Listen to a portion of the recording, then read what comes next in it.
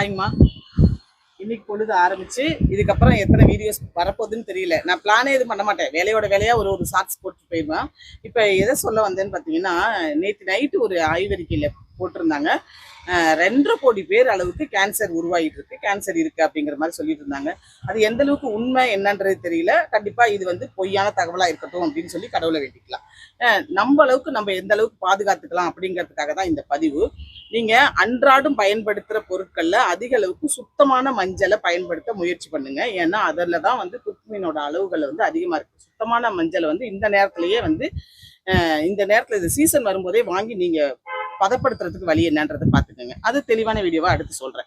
நீங்க எப்படி பயன்படுத்தணும், வேற எதுலையும் போடுறது இல்லைன்னாலுமே தினந்தோறும் அன்றாடம் நைட் பால் குடிக்கிற பழக்கம் வச்சிருக்கீங்க அப்படின்னா ஒரு பிஞ்ச் மஞ்சத்தூள், ஒரு பிஞ்ச் பெப்பரும் ஆற்றி நீங்களும் குடிங்க, உங்க குழந்தைங்களுக்கு எல்லாருக்குமே கொடுங்க. ரொம்ப அருமையா இருக்கும், நோய் எதிர்ப்பு சக்தி உண்டு பண்ணும், கேன்சர் தவிர.